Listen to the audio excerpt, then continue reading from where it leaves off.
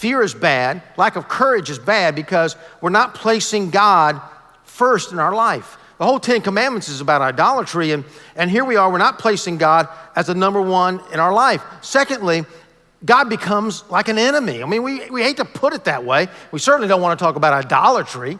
I mean, my goodness, we're believers. We're not hardly idolaters, but God becomes the enemy.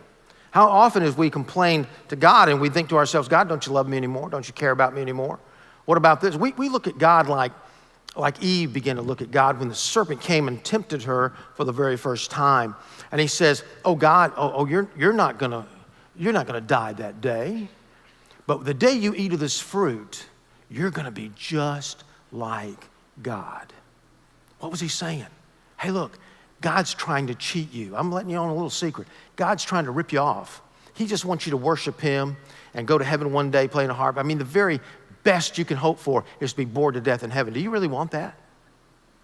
It reminds me, I think we look at God sometimes like that guy, one preacher was saying, or one writer, and he was saying, it's like going, I'll embellish the story, going into Toys R Us. Anybody ever been to Toys R Us here? I mean, come on, be honest. Some of you still like going, and you don't even have kids.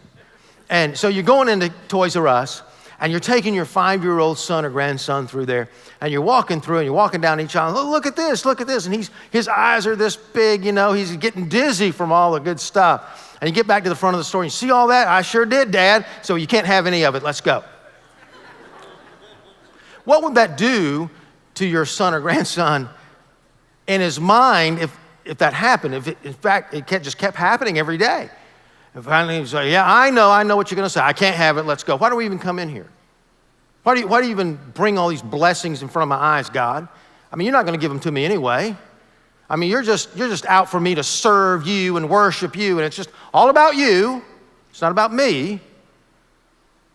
And he's God, and I'm not, but wow, God, maybe you really are the enemy here because you're not giving me my idol. You're not giving me what I want. Now think for just a minute. What kind of God would God be if he said, look, I'm going to bless and bless and bless you as you worship this idol over here and become more and more and more fearful?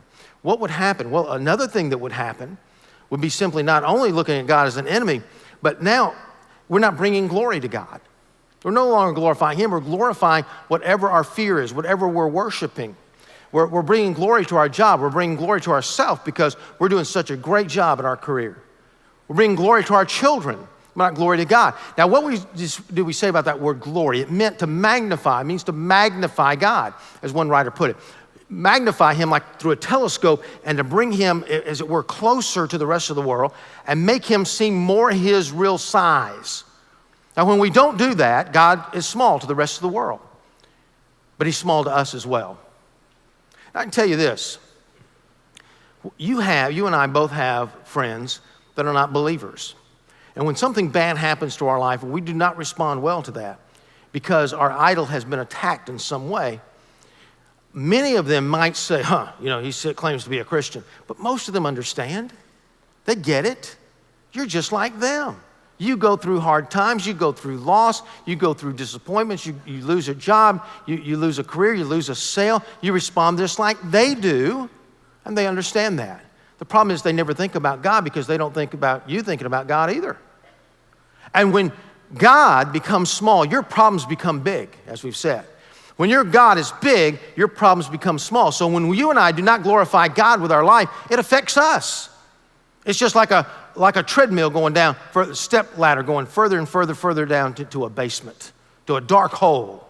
And we sink further and further into the pit because we are not magnifying the Lord and we see our problems now as insurmountable.